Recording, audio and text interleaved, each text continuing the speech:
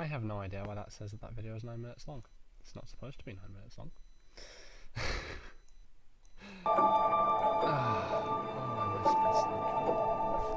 My name is Anne. I'm the Angry Mortal. You're going to hear my voice twice for a bit. This is my mic check. It turns out last time that I was really, really loud. I'm sorry, quiet. My name is Anne. I'm still quiet. I'm the Angry Mortal. You're going to hear my voice twice for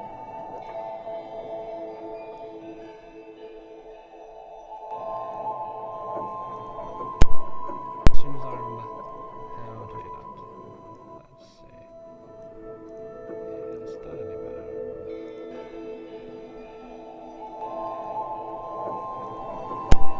As soon as I remember how to do that.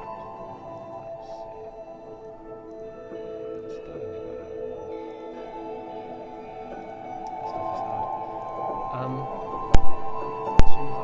hard. As soon as I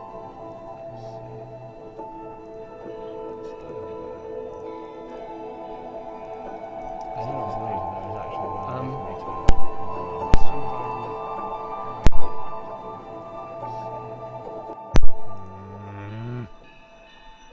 Nothing ever behaves the way I want it to. If I lower just everything down manually, does that make any difference? I know everything is wrong, okay? Like, nothing ever behaves the way I want it to. If I lower just everything down manually, does that make any difference? I know everything is wrong, okay? Like, nothing ever behaves the way I want it to. Okay, I'm going to need you guys to talk to me because obviously we get this awful audio stuff happening where I'm speaking multiple times. Why does it not work for me sometimes? Why can't it always work for me? I kid you not, there's actually nothing that I can see here that's a way to lower the volume.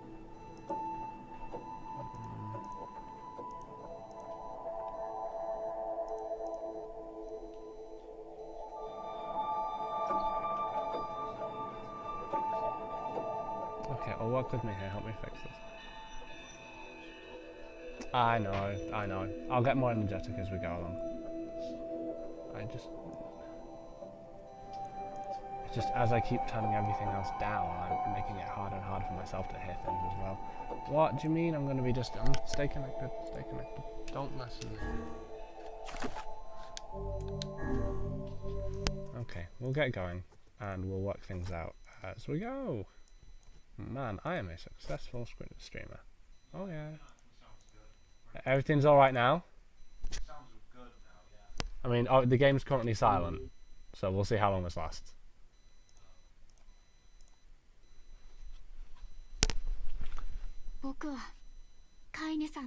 Oh, we're starting here.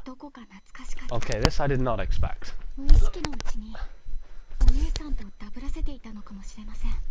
It did say we'd learn something about Kane's backstory, but I figured that'd be... So this is...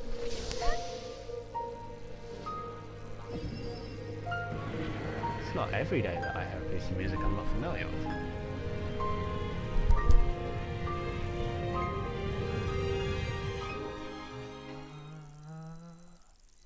I am familiar with it.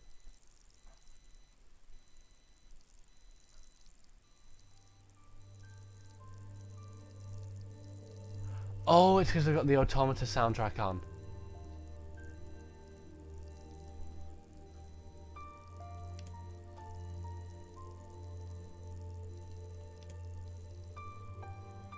Sorry, I'll read this. Yeah. Let's get talking. So, the sound of rain filled the village. The steep cliffs that surrounded the area magnified sound, causing even the slightest drizzle to rattle like a thunderstorm. Thin wisps of smoke streamed from huts as the villagers huddled in their homes and waited out the rain. A single child, however, had braved the downpour and was now wandering slowly toward the wooden hawk-shaped weather vane at the centre of town. The wanderer reached the vane, which had existed for as long as many could remember.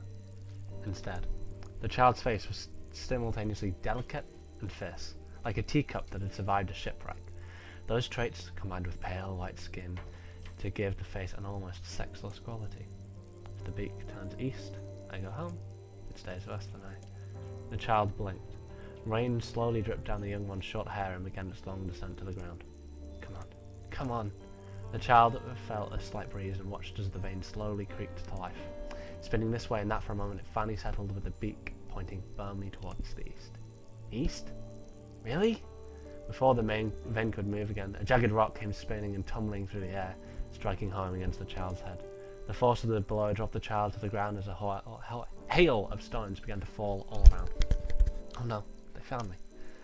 A heartbreaking smile crept across the child's face as the stones continued their assault. Through the rain, the sound of multiple footsteps grew louder before a voice rang out. Yoo-hoo! Kaine! The voice belonged to Demo, the worst of all the bullies in the Eyrie. As Kaine struggled to stand, a final stone came skittering through the mud and bounced against her foot. Blood oozed from a cut above her eye and blurred her vision, but she could make out the shapes of Demo and his usual gang of idiots. The boy seemed taken aback for a moment by Kaine's seeming indifference to the blood dripping from her face, but quickly regained his bravado. "What's up, freak? You like the rain? You like getting all wet? Or did you finally decide to run away from home?" Though she knew it was futile, Kaine turned to leave. Before she could get more than a few steps, the other children scrambled to surround her, cruelty burning in their eyes. Kaine knew those were not the only eyes on her. The tormentor's parents watched from the safety of their homes. She was attuned to the sensation. It was one she had experienced many times before. While some villagers simply turned a blind eye to the actions of their children, many encouraged it openly. In a society ruled by superstition and fear, Kaine was something to be hated, and if possible, destroyed. "I didn't say you could leave, freak."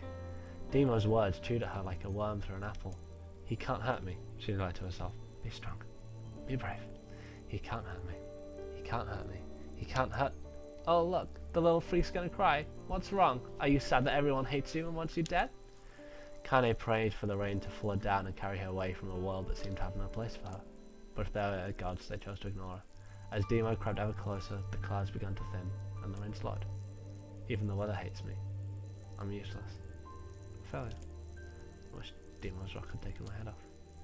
Kaine couldn't meet Demo's leering gaze. She lowered her eyes and stared at the muddy ground below. The bully moved until he was inches away. She could smell the scent of old meat on his breath. The boy grabbed Kaine's face with thick fingers and yanked it upwards. She tried to turn away, but he forced her gaze back and jammed his thumb against her eyelid to pry it open. "Show me." "No." "Did you just say no?" Demo grinned evilly. "You don't say no to me. No one says no to me." Not even taking his attention from Kaine, he called to his cohorts. "Come on, guys. Let's give the freak what she deserves." As soon as Demo finished, kicks and blows began to rain down upon Kaine. Demo paused, still grinning as Kaine curled into a ball and tried to make the pain stop. "I don't get you, freak. What you acting like a girl for, huh? Everyone knows what you really are." Kaine ignored the question, choosing instead to stare at the weather vane. It continued to point east, as if supremely confident about the future it had chosen for her. "Go home?" "Yeah, that's a funny joke for someone with dead parents and no home to go to." "Freak!" chattered the children. Kaine closed her eyes and listened to the rain, waiting for the pain to start again. As the clutching hands of the village children closed around her, she bent her mind to the sound of the rain, letting it become her world entire. The rain fell. The pain never came. Only when the laughter of her tormentors turned to terrified cries did she dare open a single blood-caked eye. Kaine was shocked to see Demo sprawled on the ground, holding his head and screaming in pain. She could see blood welling from spaces between his fat, twisted fingers. Oh my god, he's crying. He's actually crying. Deprived of their leader, the other children glanced back and forth between themselves, as if waiting for someone to step in and take charge. When no saviour emerged, they began an uneasy shuffle away from Kaine. And the music's gone. And that's completely intentional. But the young girl was the least of their concerns. Instead, their attention was wrapped on the ancient woman standing a few feet away. Oh, I put the automated soundtrack on for this, is awesome. After struggling for breath for a moment, she finally spoke in a voice thick with rage. "Hurts like a..." Dad, am I okay to read this out? Okay. "Hurts like a bitch, doesn't it? No, I suggest you scatter before I throw another one. And if any of you little bastards ever touch my Kaine again, I'll do far worse than throw a rock. You can count on it." The old woman crouched and gently touched the hand Dima was using to cover the wound. Before he could think to protest, she ground her palm into the wound and twisted back and forth. Ow! He screamed, leaping to his feet. Stop it! What are you doing? Quit whining, ain't no one ever died from a scratch. You hit me with a rock, you stupid bitch. A big one. That thing could have killed me. The old woman shrugged. Death is the best cure for stupid. Demo's face twisted with rage at her words. Locking his eyes on Kaine, he took a step backward and spat on the ground. Get out of here! Leave this village! No one wants you here, either of you! Seeing the old woman grab another stone, Demo and his companions turned tail and ran. As they fled, the old woman grabbed his side and barked out a single laugh. Ha! Look at the fat boy go! Guess he's healthy enough to run from a fight. The woman's smile faded as she turned her attention to Kaine. Kneeling down, she removed her shawl and placed it around the young girl's shoulders, then produced a cloth from the folds of her dress and began blotting at the blood on her forehead. Oh, Kaine, she said. Why didn't you fight back? You're stronger than that lot. The words of her grandmother stung Kaine and she turned away. Don't be nice to me, she said. I don't deserve it. Nothing matters anymore.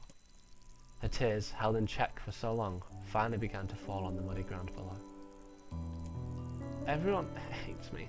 They think I cause bad things to happen. They think I'm a freak. I wish I was dead. As Kaine's tears turned to sobs, she felt her grandmother's hands on her shoulders. Despite her advanced age and diminutive size, she was a woman of surprising strength, and Kaine found herself unable to turn away. Don't talk like that, girl. It's a river wide and deep that flows between the realms of this world and the next, and it grants no mercy to any that attempt that crossing. You got a duty to fight until your last breath. Understand? The old woman tightened her grip and tried to still the tremor in her voice. You know the pain of losing someone close to you, Kaine. You know because you survived it. As the words hit home, Kaine was struck by the force of her love for the old woman. As a young child, she didn't even know of her grandmother, but when her parents died, the woman quickly accepted her as her own. Grandma, as Kaine called her, was cunning, vulgar, and quick to violence, and their first few years together had not been easy. But with each year that passed, Kaine and her grandmother had grown closer. However, it was only now, sitting in the mud with tears and blood caking her face, that Kaine truly understood the depths of her affection. Here was a woman who had seen hard times, who had seen death, who had fought through all these things and somehow emerged on the other side. If anyone could understand Kaine's pain and loneliness, it was her. Do I make you sick, Grandma? Of course not, don't be an ass. Kaine drew her grandmother's moth-eaten shawl around her body and shuddered. But my body, it's not normal. If I was normal, then Mum and Dad wouldn't... Hush, interrupted Grandma. I'll not hear another word of this nonsense. You're my granddaughter, and I love you, and if folks have a problem with that, they can just go to hell. With that, the old woman reached out and placed a wreath of dried flowers in Kaine's hair.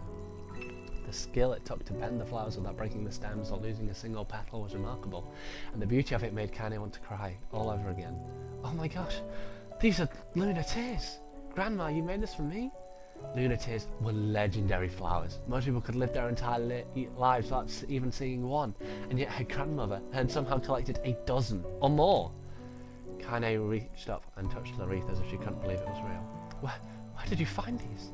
Just stumbled on them while I was out doing the shopping. The old woman turned away as she spoke, leading Kaine to suspect that the search had been more difficult than she was letting on. And the pains she took to construct the ornament, let alone track down the flowers using its construction, made Kaine's heart hurt. She reached up and gently adjusted the wreath, admiring the way it felt between her fingers. Didn't quite turn out right, said her grandmother as she squinted at it. These old hands have trouble with delicate work, but it sure looks good on a pretty girl like you. Kaine blushed and turned away. You think I'm pretty?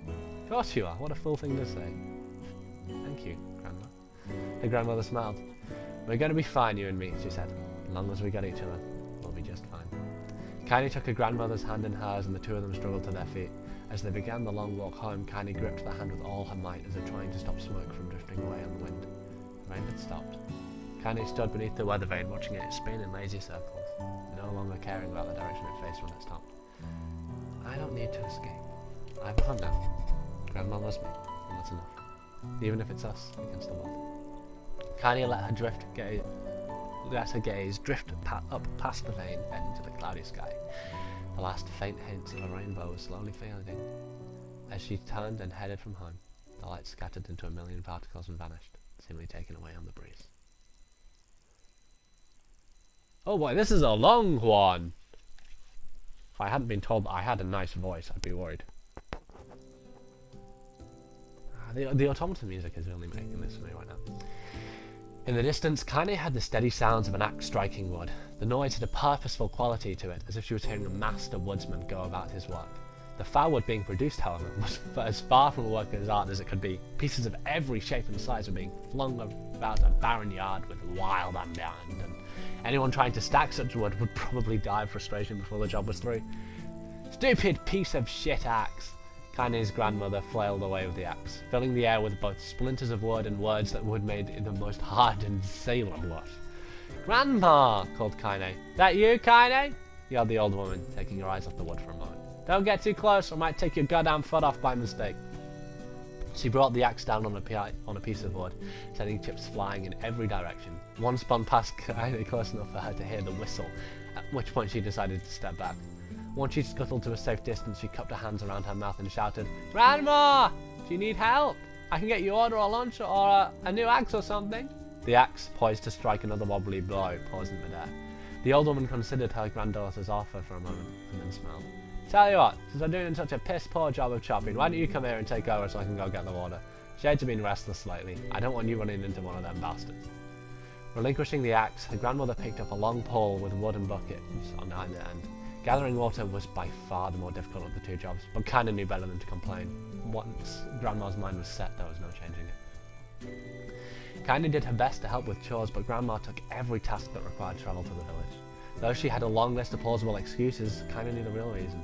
She didn't want her granddaughter to be taunted and harassed by the villagers. Once Kaine moved in, Grandma decided to take up residence a good distance from the Eyrie. Out of sight, out of mind seemed to be the best policy when it came to the villagers and her granddaughter, and rare were the days where any but the two of them could be found on the rocky acre of land they called home. Kaine enjoyed the solitude, but harboured a secret resentment that her grandmother was forced to spend her golden years in such a place. After watching her grandmother leave, Kaine turned her attention to the task at hand. She had never chopped wood before in her life, and soon discovered why the old woman hated the chore. Swing after swing of the axe produced only a tiny crack in the wood, and when she finally managed to connect with a solid stroke, the tool embedded itself into the log and refused to budge. Frustrated, Kaine swung the axe around her head and threw it, log and all, across the yard. Damn it! Crap. She understood the joy her grandmother felt in a good curse. Happier now, she picked up the axe, forced it from the wood, and resumed chopping. She had a natural skill with the blade, but the task was challenging, and blisters soon began to form on her small, pink hands. This is tough. My logs are all weird sizes. Spitting on her palms and ignoring the pain, Kaine redoubled her efforts. Just as she was developing a rhythm, Grandma returned from the village, setting down her buckets with a small sigh. She took one look at the logs and coughed out a wheezy laugh.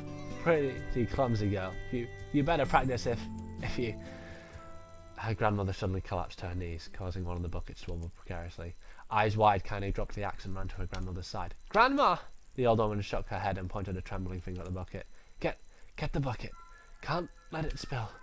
Kaine steadied the bucket with a foot as she knelt by her grandmother. A small bit of water sloshed over the side and made a new home in the hem of her dress, but Kaine didn't notice. Grandma, what's happening?" Crazed with panic, she grabbed her grandmother by the shoulders and shook. After a moment, the woman lifted her arms and battered Kaine away. "Stop that! Just stop!" she cried, breathing heavily. "It ain't like I'm dying. Just tired from the trip is all." Kaine desperately wanted to believe her, but one look at the old woman's shaking hands and worn face told her more than words ever could. Her grandmother had lived a long, hard life, and it seemed the bill was finally coming due. The time when her grandmother watched over Kaine was ending. Sooner than either of them had feared, their positions would be reversed. The next morning, Kaine came to the side of her grandmother's bed and took her wrinkled hand. "Grandma, you're sick, and you need medicine. I'm going to the village." The old woman shook her head and tried to rise, but Kaine gently pushed her down. "It's all right," she said. "I'll be fine." Her grandmother fixed her with a gaze that could melt steel. After what seemed an eternity, she finally lowered her eyes and sighed. "Yeah, well, I don't like it, goddammit, but I guess I should quit being so stubborn and let you grow up." The old woman watched as Kaine strapped her boots and made her way down the road to the village. Hours later, as an unseen sun made its way across a dark and rainy sky, she was still watching. Kaine moved at a brisk pace, checking her pockets every few minutes to make sure the money her grandmother gave her was still there. Every noise caused her to spin on her heels, making sure she wasn't being stalked by a shade. Or worse, Demo and his gang.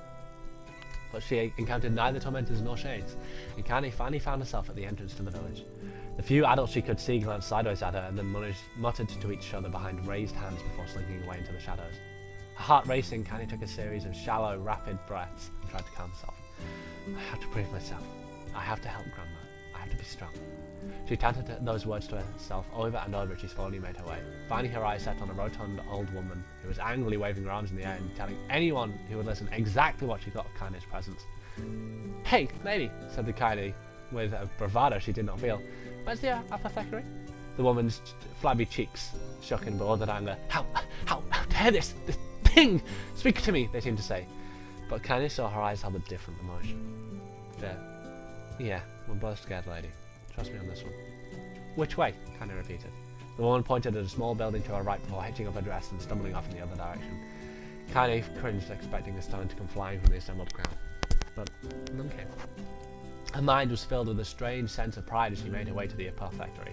But the new emotion had little time to take root, for as soon as she opened the door, she noticed a familiar customer at the counter. It was Demo. He'd clearly been sent here on some kind of family errand because his gang of followers was nowhere to be found. "Oh my god," he sputtered. I mean, what are you doing here, freak?" The insult was delivered without force, and Kaine happily ignored it. Stretching on tiptoes to see over the counter, she asked the shopkeeper for the medication. "Ha!" barked Demo. "The old bitch finally kicked you all over? Go to hell, Demo." The boy's eye grew so wide that he seemed ready to fall out of his head, but before he could let fly a comeback, or worse, a punch, the apothecary told him to knock it off before he kicked him out of the store. Demo snuck out of the shop, cursing Kaine under his breath. Once he was gone, she allowed herself to breathe once more, taking a brief tour of the shop while the owner prepared her medication. Countless tiny bottles filled the cramped store, each with a label written in some indecipherable language. An ocean of aromas assaulted her nose, creating a scent that was exotic, but not altogether unpleasant. Seeing such a variety of supplies gave Kaine a sense of peace. Surely, in a world so vast, there would be a place she could call home. On the far wall, behind the counter, rested a portrait of a stunning young girl.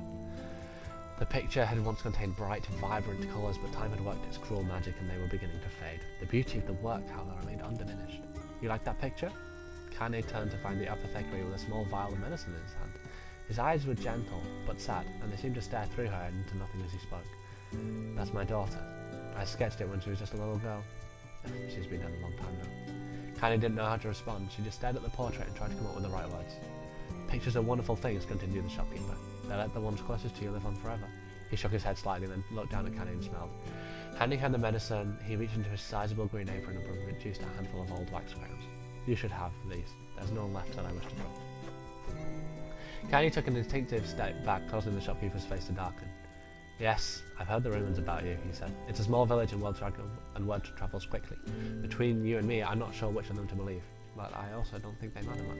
I know your grandmother, Callie, and I think the way she was driven out of this town is just deplorable." Grandma's name is Callie? Thought Kaine suddenly. She was still mulling this new fact over in her mind as she reached out and gently took the crayons from the apothecary's hands. "Your grandmother is an old friend of mine," he said as Kaine scooted away again, "and I owe her much. I wager she would like it if you drew a picture of her. Yes, I think she would like that very much." Kaine murmured in quiet agreement, but inside her heart was bursting. Never before had a villager treated her with anything but contempt. It was a tiny, almost imperceptible step, but it was a step nonetheless, and with enough tiny steps she might one day discover the rest of the world.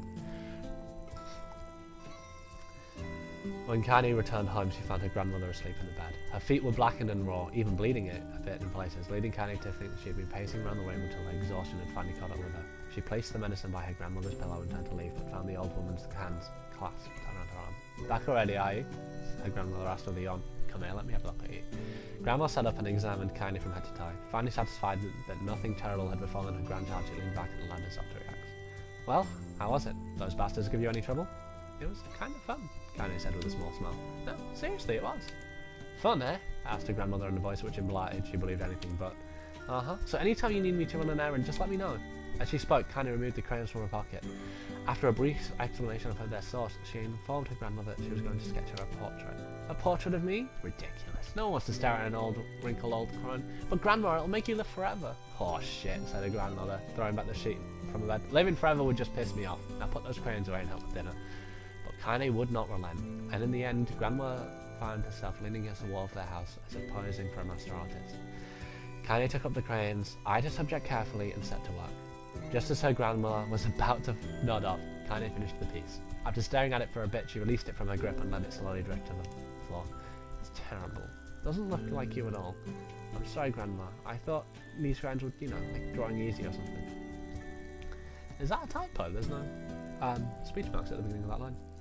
The old woman's eyes narrowed at her granddaughter's disappointment. "Let me be the judge of that," she said, ignoring the pain in her back and reaching for the paper.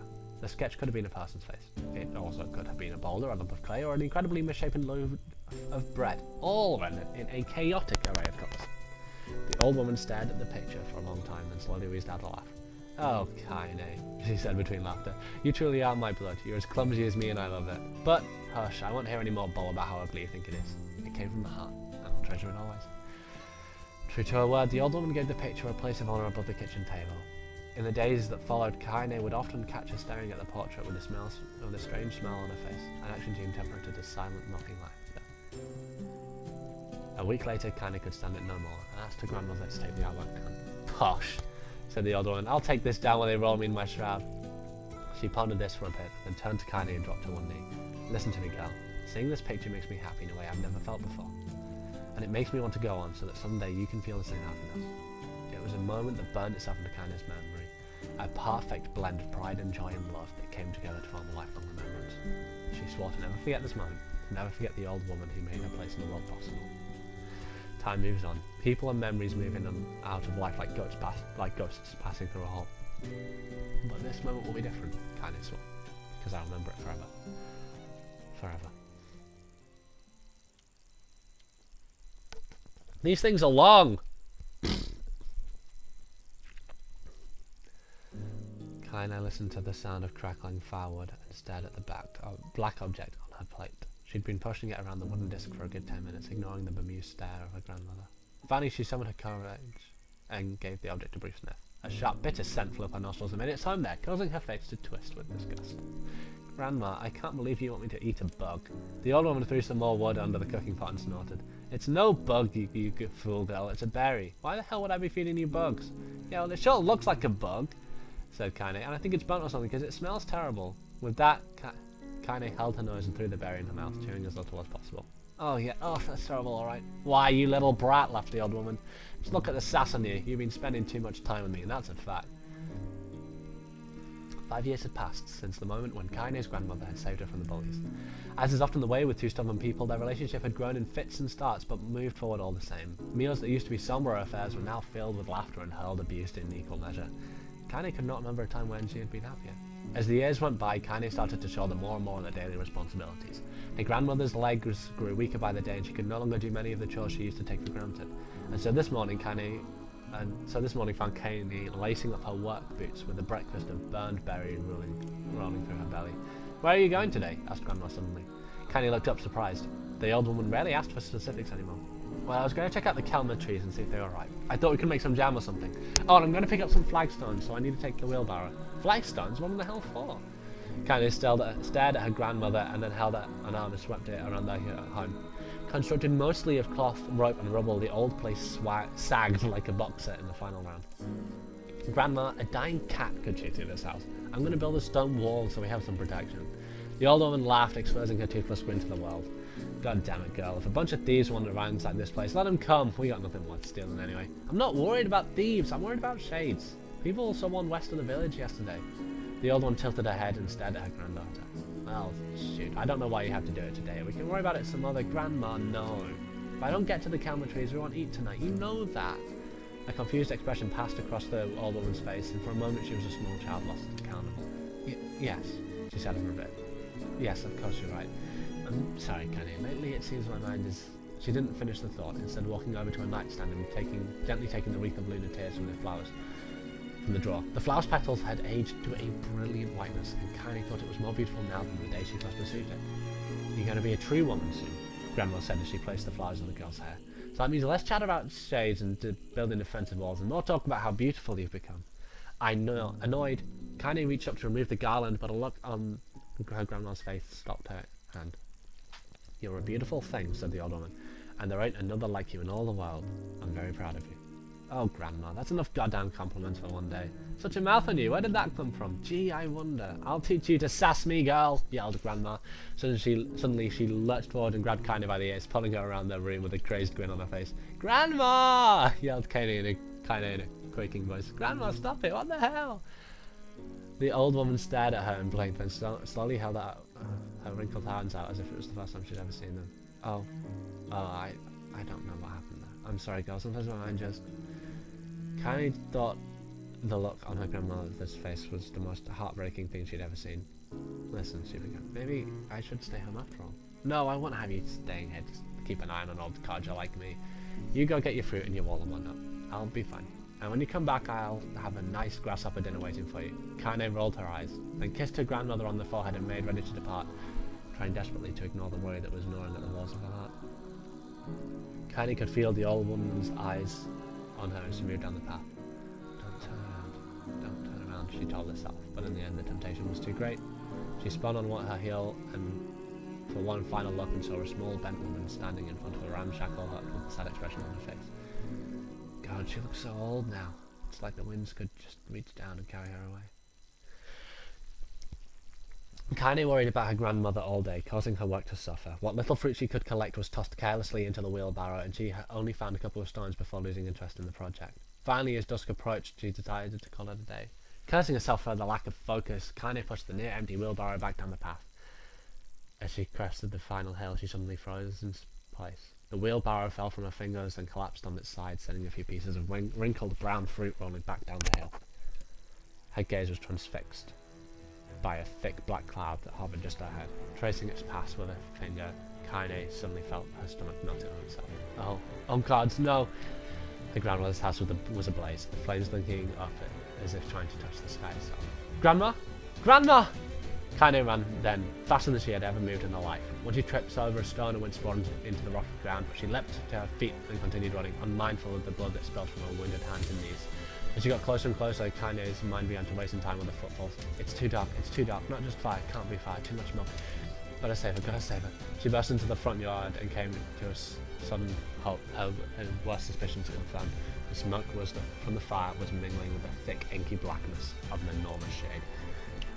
The massive creature supported itself on 3 twisted feet and achieved balance through means of a large armoured tail.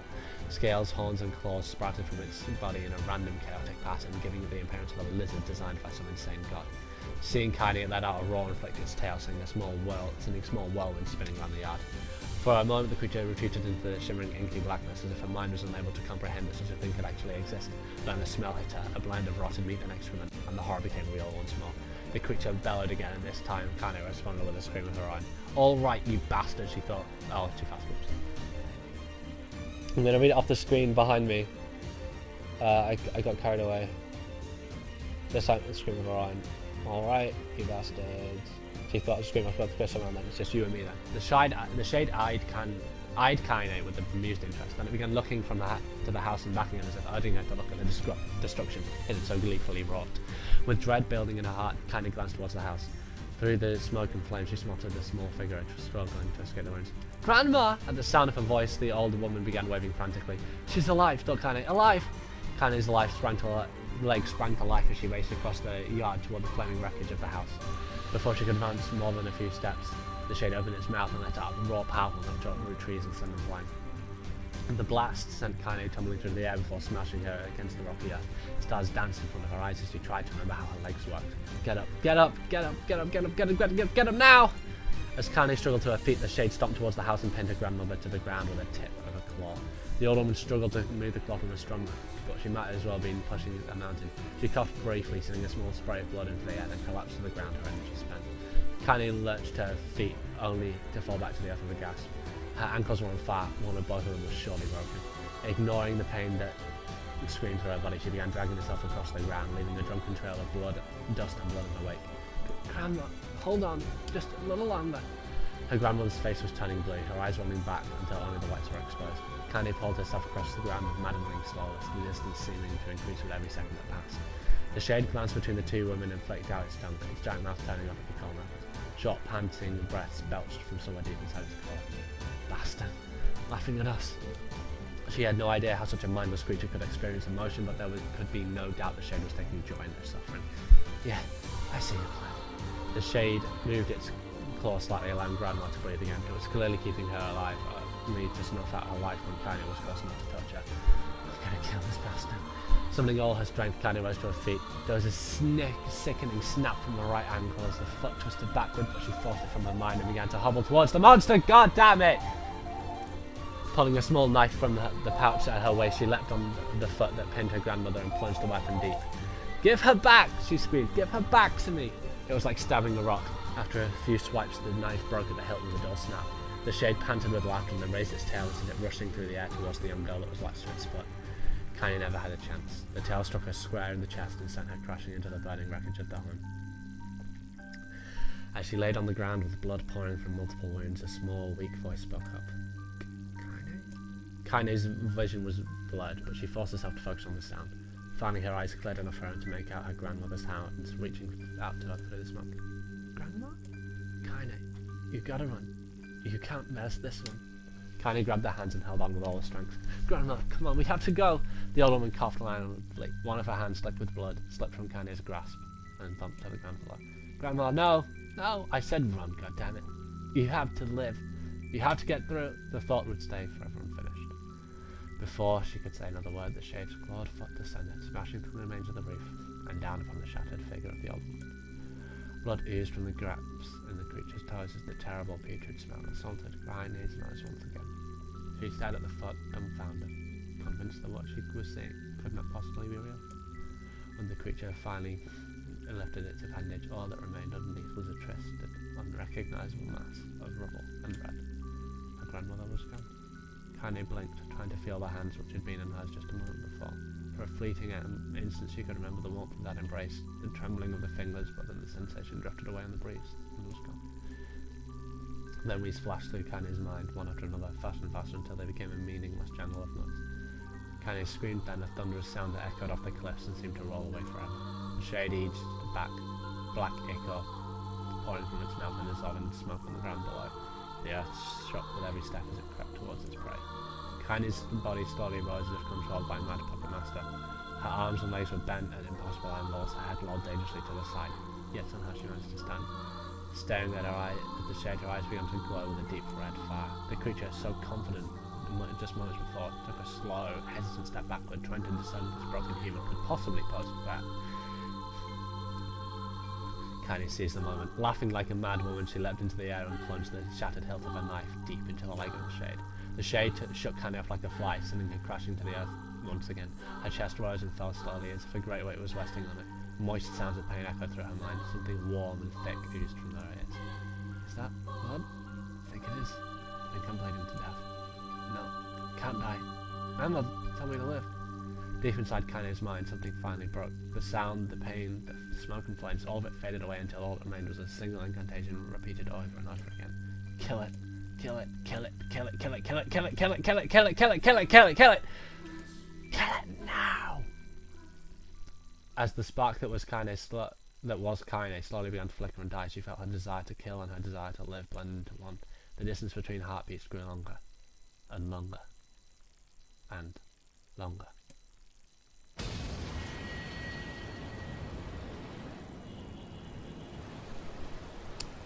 Wow.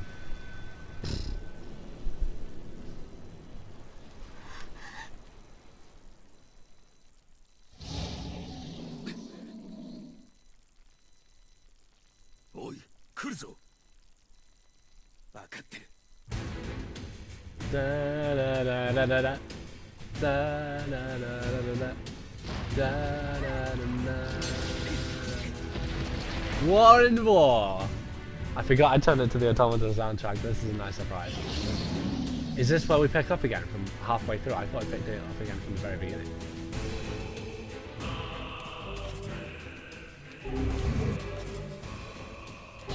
Let's do this for real.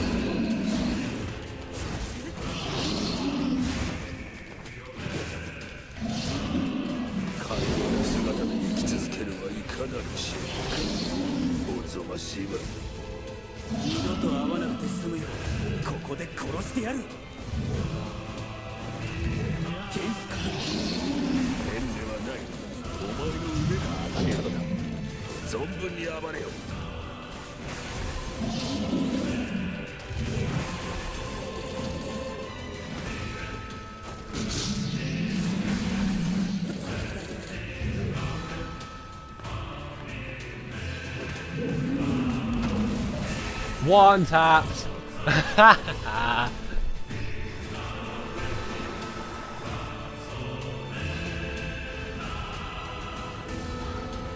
now you know a bit more about Tiny.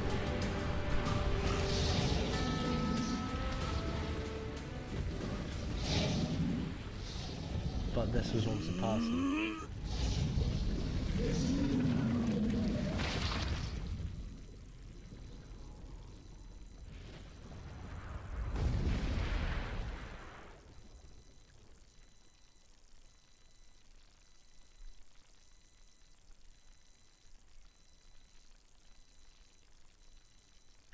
Anyway, thank you for coming to my Kaine ASMR stream. Which is basically what this has been. Oh, there we go, there's more, there's more! Gently, weakly, softly. The shade, sure as its tormentor was dead, turned and stomped off toward the horizon, stopping along the way to bellow one final roar. Couldn't kill it. Shamed beyond imagining, Kaine tried to turn her head to the side, but only succeeded in coughing up a huge gout of blood. It was getting difficult to see, and only after a moment of fierce concentration did she realise that her left eye was gone. Laughing to herself, she turned her remaining eye to the ruins of her home, and noticed a ragged stump of an arm resting a few feet away. Yeah, that's mine, she thought with a mad giggle. Oh, this is gonna make clapping a real bitch. Ha! Said a sudden voice coming from the depth of her mind. Finally gonna die, are you? Well, you had it coming. Go to hell, Demo, she said at the unseen assailant. Go to hell before I pluck your eyes out and feed them to a dog. The voice of her childhood terror evaporated into smoke, only to be replaced by another, more recent voice. Hold still, said the apothecary, materializing from the ruins like a ghost. I want to draw you. That way you can live forever. No, stop. Don't want to live forever. I want to die right here. I see, he said quietly. Well, if that's what you want. The spectral shopkeeper fluttered in and out of existence for a moment, then produced a piece of paper and sketched quickly. After a few seconds he turned the page to Kaine and smiled. Since you rejected my offer, I decided to draw someone else. It was a picture of her grandmother, as real as life. Kaine opened her mouth to thank the man, but stopped as the picture began to blacken in the middle. Before she could say anything, dozens of multi-legged insects began to swarm across the image, tearing at it with sharpened pincers. No, stop, don't hurt that picture. Kaine reached out with her remaining arm and waved futilely at the air. To her surprise, the insects fell off the picture into the ground below, where they vanished into tiny black tendrils of smoke. Relieved, Kaine turned her one good eye back to the picture, only to open her mouth in a silent scream. The sketch now showed her grandmother as she truly was, a smashed, unrecognisable lump of nothing. The apothecary smiled and broke into a jolly dance. See that? He cried as he danced his jig. It's perfect now. She looks just like you. Ah, cha-cha-cha. I look like that? Oh god. Oh god, I'm gonna die. I'm gonna die. Drowning in despair, Kaine laid her head back in the mud and smoke of her ruined house and waited for the end to come. But just before she let everything go, a familiar voice began whispering in her ear. Ain't you got a wish, sunshine? The voice was vulgar and fierce at the same time, as if insanity had somehow found a way to take form. Kaine wanted to scream as the voice crawled under her skin, but her lungs refused to work. Oh, what's this one? I know this piece. I love it. I love this one. It's awesome. You know, a wish? Like a prayer or something? Why don't you get on your knees and start praying to heaven? Please, invisible man in the sky, save me! Save me! Kaine finally resorted to shouting at the voice with her mind. I don't make wishes. They don't come true for me. I'm a curse. A freak. I should be left to die. The other voice spooned in her ears. Oh god, you are the best! Kaine glanced down and saw a black, shiny substance oozing from her legs. She tried to brush it away, but her remaining arm would no longer respond. The substance slowly crept around her feet and then began moving up toward the rest of her body. Is this death? Is this what it's like? Or is my mind just losing itself? She could feel the slime oozing upwards, feel the hot searing pain left in its wake. Whatever else might be happening, she was alive and this was real. Come on, said the voice. Let it go. Kaine tried to ignore the voice and concentrate on the pain, but the newcomer would have none of it. Don't ignore me, sunshine. You're ready to give up. Ready to die, so why not let me have it? Have what? Your body, come on, give it to me, give it to me! I just want to stand on the ground, feel the rain, taste the wind. The voice paused as if licking its lips. When it resumed, it was filled with a mad, unabated joy. And I want to take your hand and use them to choke the goddamn life out of people. I want to tear out their throats and bathe in the blood, just like before. In response, Kind shifted her head and vomited. The warmth of it crept down her front and mingled with the pain of the encroaching black ooze. Are you a shade? Yeah, maybe. What of it? The slime reached her face, crept up past her nose, and slowly oozed into the socket of her missing eye. The moment it touched her brain, Kaine was struck by the most powerful sensation she'd ever felt in her life. It was ecstasy. She wanted to scream with delight, but all she could manage was a small, whispered moan. Feels good, don't it? Asked the voice from the trickle. Yeah, what can I say? I know how to please the ladies. Now give me that body. Come on, give me the body, and I'll give you more of this feeling. It's a fair trade. A black lump began to protrude from Kaine's side as she watched it grow longer and thicker, eventually taking the form of the missing arm. I can see better, she thought. My eye must be growing back too. The slime reached up to her and enveloped the rest of her face, but she managed to brush it away. Stop, she whispered, marveling at how she had regained her voice. Stop! The black ooze hesitated as considering his request, then disappeared quickly down her body before disappearing in a cloud of smoke. Ah, what the hell, sunshine! Screamed the voice. We had a deal. I thought you wanted to die. Grandma said, can't die yet. A brief image of her grandmother, bloodied and broken, flashed before her eyes. She saw the shade that had killed her and heard his mocking laughter, then closed her eyes and forced the image from her mind. Her whole body was quaking with rage. When she opened her eyes again, they burned bright red. That thing took my grandmother. I have to kill it before I die. Kaine glanced down and saw a mysterious pattern. The passion of the shades burned itself into her left arm. Well then, I'll be damned, said the voice cheerfully. Look at that sunshine. I think you and me are going to be good friends now. Kaine stared intently at her arm. The more emotional she felt, the more the letters seemed ready to puncture her skin and begin affecting the rest of her body. The arm clearly had a will of its own now. Stop. Gotta stop. Holding her left arm and her right, Kaine took a deep breath and tried to calm herself. Come on, don't bite it, pleaded the voice. It's my favorite dish, and I'm hungry. Let it go. Feel the anger. Burn with the fire of revenge.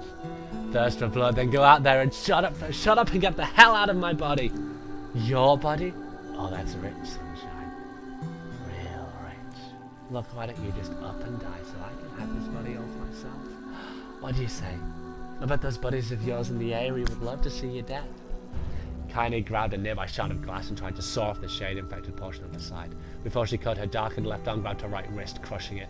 Kaine screamed and dropped the shard as the sound of bone crunching on bone filled the air. Stupid, idiot girl. You're possessed now, sunshine, and there ain't no going back. The voice laughed again. A loud, long wail that seemed to go on without end. Possessed? Whispered Kaine. Yeah, you were possessed. You and me, we got what you might call a timeshare agreement. Remember how folks used to think you were a freak? Well, wait till we get a load of you now. Kaine looked up, tears in her eyes. The sky seemed darker now, smaller. Is this because of that shade? Is this how they see the world? So, listen, heard the voice. I know this whole possession thing seems a bit sudden, but it ain't all bad. There's plenty in it for you, too. I'm a very powerful creature, sunshine. And now that power belongs to you. You got enemies? People you want to kill? I can make it happen. That little fat kid who kept picking on you? That big old shade that squashed your granny? We'll wrap them up in their own assholes. No more abuse for you, sunshine. No more pain. Wait, said Kaine. You're a shade. Why would you help me kill another shade? What, do you think I'm some kind of racist? Some killing snob? I don't give a good goddamn who you martyred, honey pants. I just want to drink from the well. Kaine considered this as she struggled to her feet, the power of the shade coursing through her. The smoke from her house was drifting away with the wind, and she enjoyed the way the cool evening breeze felt on her new left arm. After a long pause, the voice spoke up again. So, how about it? You and me? We could have some good times together. Look, I'll even take care of the bloody part if you don't want. Fuck off, asshole, muttered Kaine. I'll handle the killing. Screamed the voice. Look at you go! Oh, sunshine, we're gonna have so much fun! So, listen, my name's Tehran, and if you ever need me, I'll just be hanging out in this piece of meat you call a heart. Now go get it. The more you kill, the more your heart turns rotten and sour. And I like rotten and sour. Kaine found herself nodding at the voice. Yeah, she said. Yeah, I think this can work. I'm gonna find that shade. And I'm gonna strangle it with its own guts. And when I'm done, I'm gonna do the same to you, Tyrion. Count on it. Ha! Laughed Tyrion. I'm shit bigger than you, so good luck with that. Oh, and hey, one more thing. Right now, you and me are sharing this, buddy, but if you ever run out of hate, if you ever, you know, go soft, I'm gonna take over everything. So keep on killing, sunshine. And watch your back. The voice grew fainter and gradually faded away, fading to somewhere deep inside Kaine herself. Kaine waited until she was sure the voice was gone, then waved her new left arm around a few times. It feels pretty normal, she thought. It feels like fine. Desperately, she began poking and prodding at the new limb, determined to find something wrong with it. She didn't want it to feel normal. That would mean the creature inside of her had already won. I am not a shade. I'm Kaine. Repeating this mantra in her mind, she slowly began digging into the rubble of her house, being careful to ignore a certain red-stained spot in the corner. Finally, after what seemed like an eternity of heartbreaking work, she found what she was looking for. It was the wreath of lunatics. Though it had been through hell and back, the garland's petals were as bright as ever. Kaine started to place it in her hair, then slowly lowered the wreath instead of it. I'm sorry, Grandma. I'm so sorry, but I don't deserve to wear this anymore. I'm possessed. A corrupted, a freak. I hurt this time. I don't think there's any going back. Holding the flowers to her heart, Kaine fell to the ground and sobbed. As the night gradually lightened to dawn and the people of the area rose to their daily lives, she remained in that position as if the tears could somehow wash away the horror that now infected her world.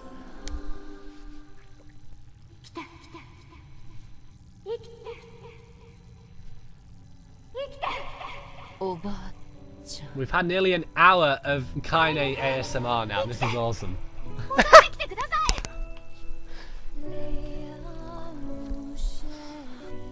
Oh man, this really is just such a beautiful looking game. Her eyes, they look so cool. So there, now we know everything about Kaine.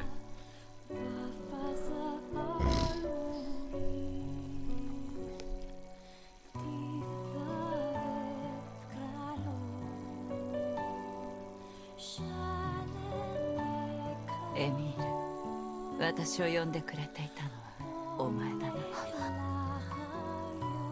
僕のことわかるんですか?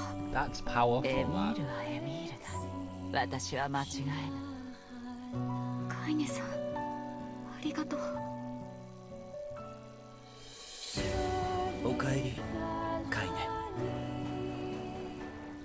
ネ。ずいぶん立派になったな。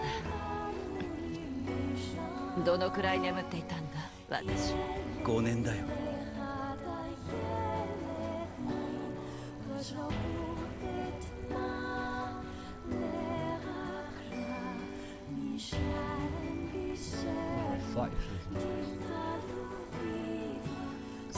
か、5年か。ヨナ探してるが、魔王の足取り自体なかなかつかめぬ。これ。それは月の涙。おばあちゃんのに負けないやつをって頑張って作ったんだけど。そうか、ありがと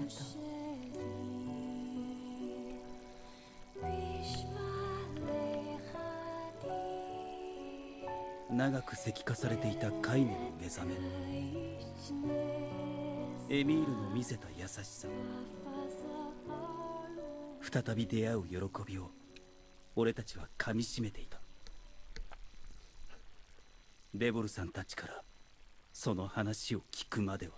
Indeed. Indeed they did.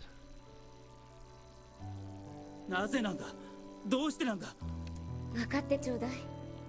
揉め事が起きて危害が及ぶのはあなたたち自身なのよ。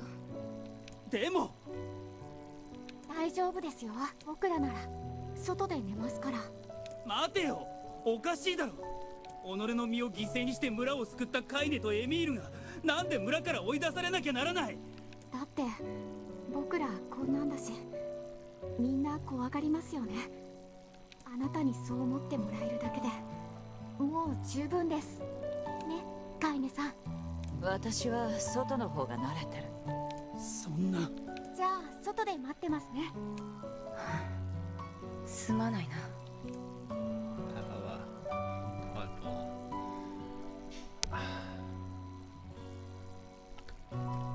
So this どうした？俺ちっとも気づかなかった。カイネがなぜ野宿していたかちっとも気づいてやれなかった。くそ。今日はもう休め。 So it looks like the game is taking place from the halfway point. I thought we were going to start from like on the street again. So now my thumbnail looks really stupid. Ah. レボルさん、初めて憎く思った。ポポルさん、冷たい人だと疑った。だが、そんな俺の感情には意味がない。彼女たちは村を第一に考えた結果、ああいうしかなかっただけだ。Those are tainted words now. 村人たちを魔物の恐怖から守ろうとして言ったことだ。Okay, I get the irony.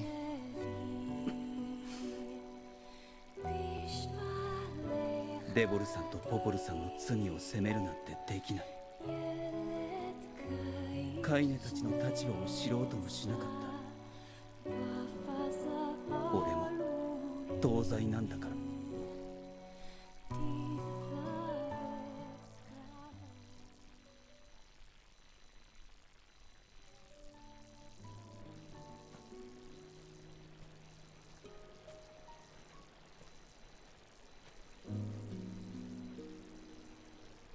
カイネとエミールに謝ろう。謝って、いや、 I 謝 don't った remember って。 this part either. この声は。Wow. カイネさんとまたお話ができて僕嬉しいです。そうか。 This is kind of 私もだ。 magical.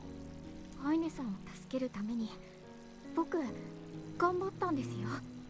一生懸命磨いてみたり A special cloth. Warm water. お湯をかけたのか。はい。でも全然ダメで。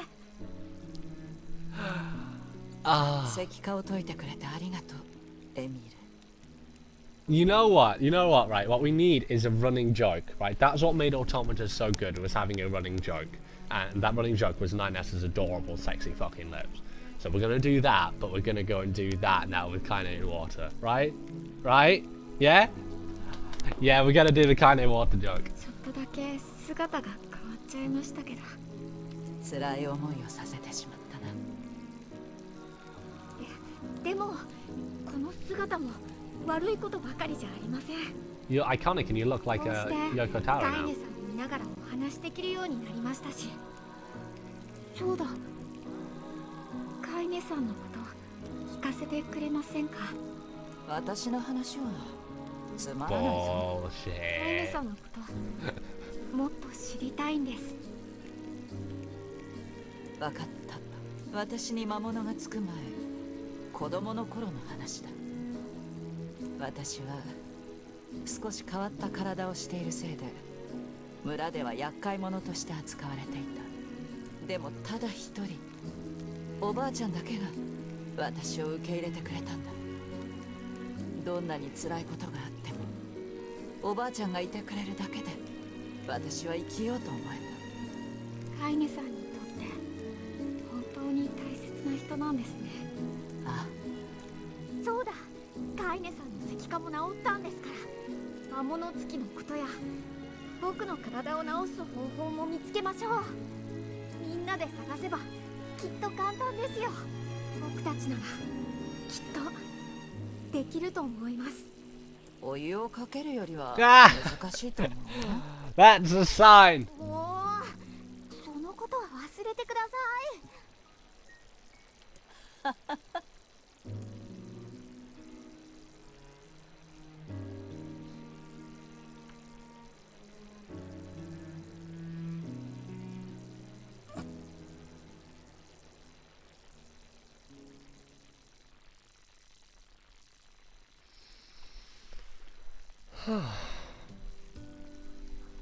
眠れたのか。ああ、目が赤いな。あまり思い詰めるな。ポポルさんたちのところに行く。わかった。 This is going to be a lot shorter if we don't have the first part of the game to go through.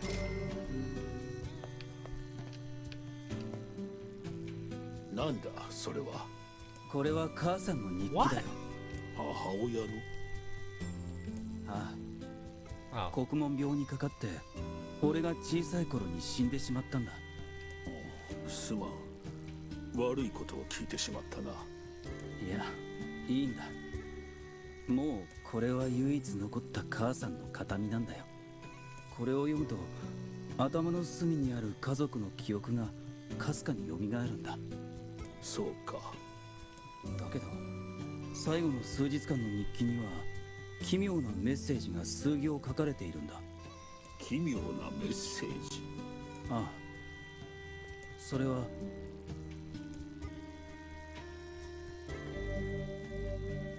Oh, that's always promising. おい、聞こえておらんのか。 Whoa! Whoa! Whoa! Whoa! Whoa! Whoa! Whoa! おい、何をほうけているのだ、お主。 Father NieR! 何か夢を見ていたような。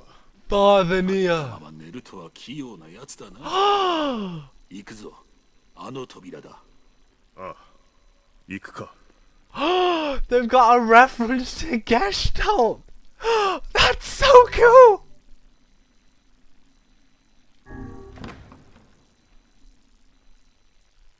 Mortal and Vice are always together. He says that even though they argue a lot, they're actually good fun. I wish I could travel with Mortal and Vice. This is the world of the recycled vessel, created to avoid the destruction of all. Whoa!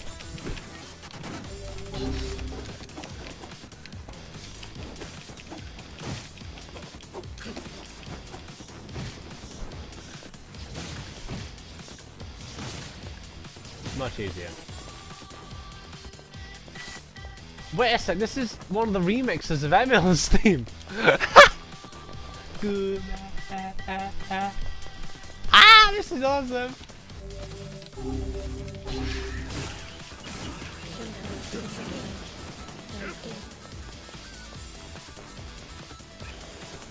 I get to play as NieR the older.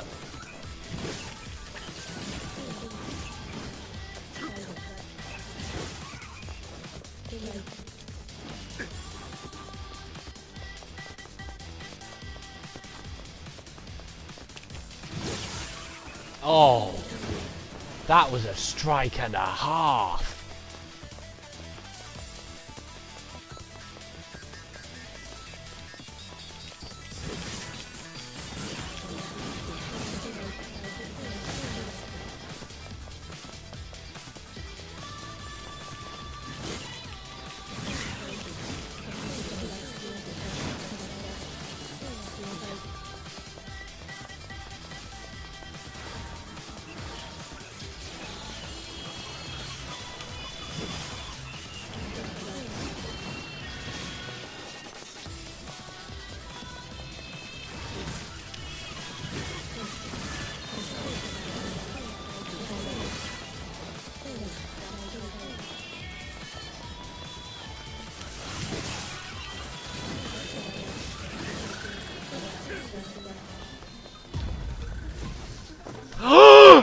It's Edge of the Unknown!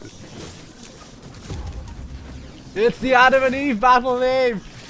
Get 3 touched!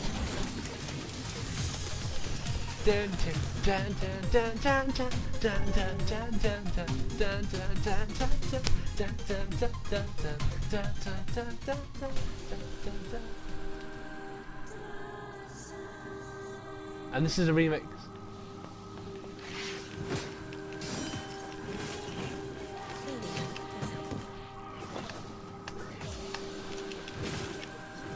One touched. One touched. One touched. And this is a Song of the Ancients remake. Collateral. Do you mind if I just make overly large spins just to accidentally kill everything off? Ah! Complete magic resistance. Oh, that plays up. Oh goodness, stupid one. No, this one!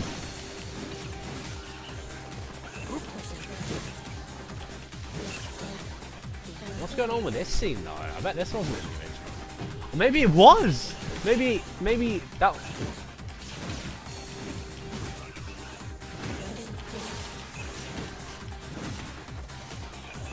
Oh, stop it. Woo!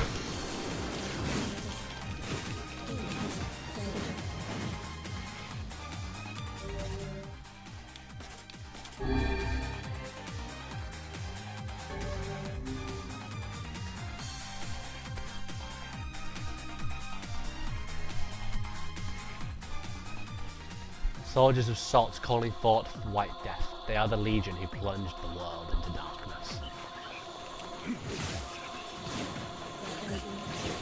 Oh hey, Mum's on. Wonderful. Now I'm gonna have to deal with Mum talking and telling me I need to like go for my tea or something. Oh, this is Shadowlord. This is a remix of Shadowlord. That's cool. What? Oh, get the fuck back here. Oh my goodness, there's so many of them.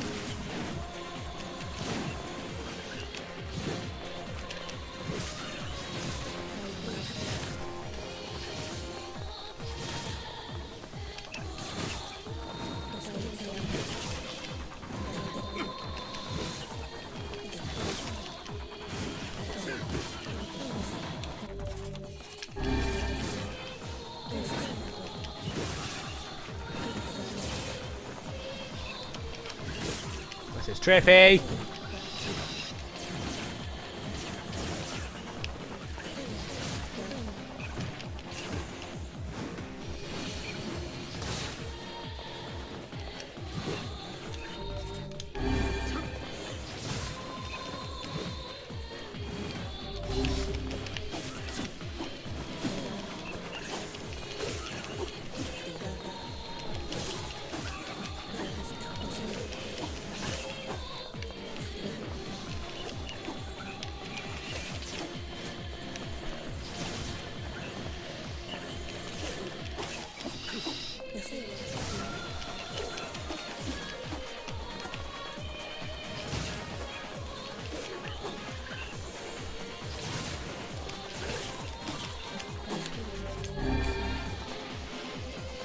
Is that all of them?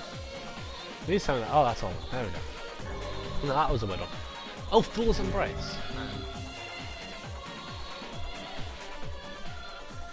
The dragon's corpse brought death to the world, delivering onto it the power of magic.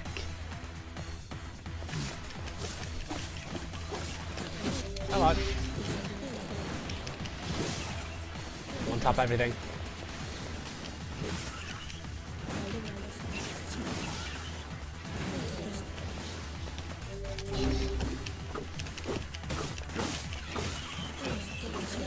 Ah, yeah, that's the perfect one.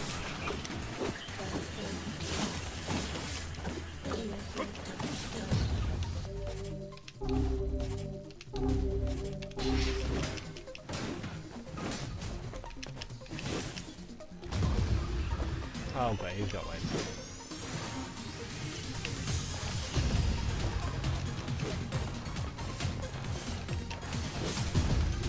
I doubt I'm gonna...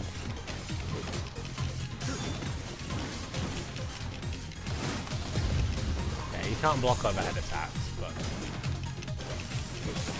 There we go.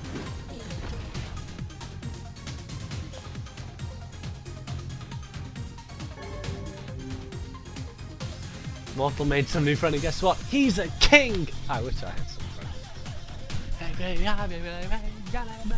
The black sickness stains the future. They journey to return to soulless vessels.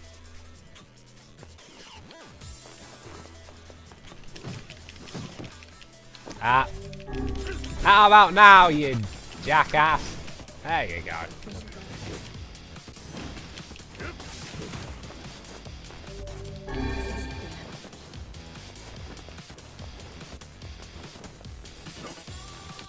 Ah!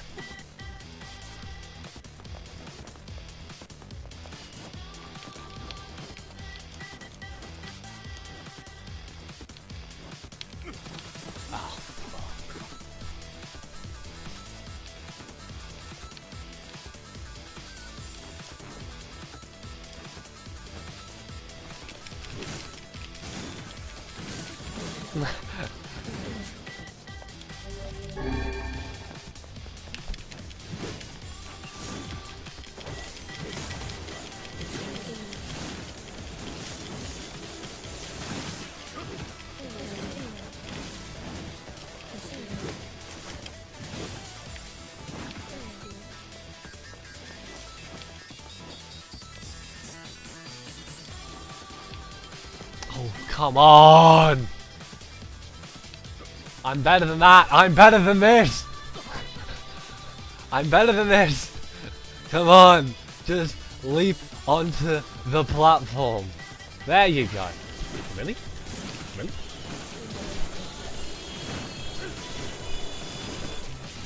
I knew it. You know how I told you guys that will come on telling me now that Tio's ready, right? It's like... Okay, come on. Slowly. We're just gonna... Over there. Over here. Oh, no! That's also quicksand. It might just be better to... Oh, are you for real? Are you for real?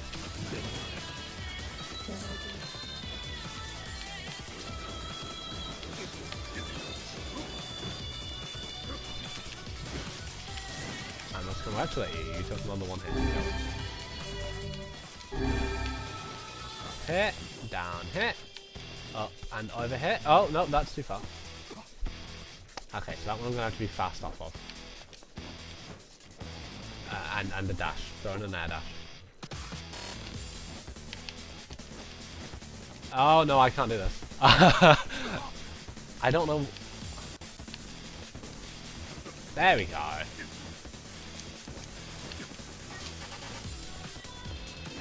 Oh, are you for real? This one?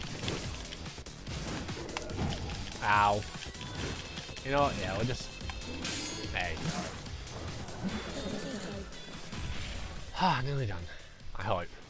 Am I nearly done? I think we've covered most of the story. The Kabuki outfit.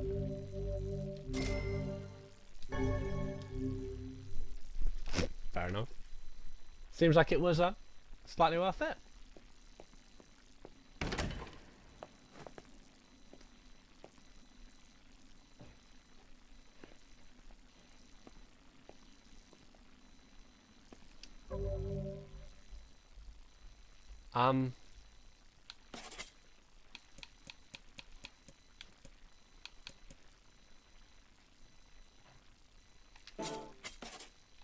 I don't think I can save here, and I know if I keep going, I'm going to annoy everyone in the house who's getting ready to eat, because I'll just be through here. I might have to leave it here, but then pop back for like 10 part 2 in a bit. Yeah, I think that's what I'm going to do. I'm going to leave it here. I'm going to pop back for 10 part 2. Sorry about that.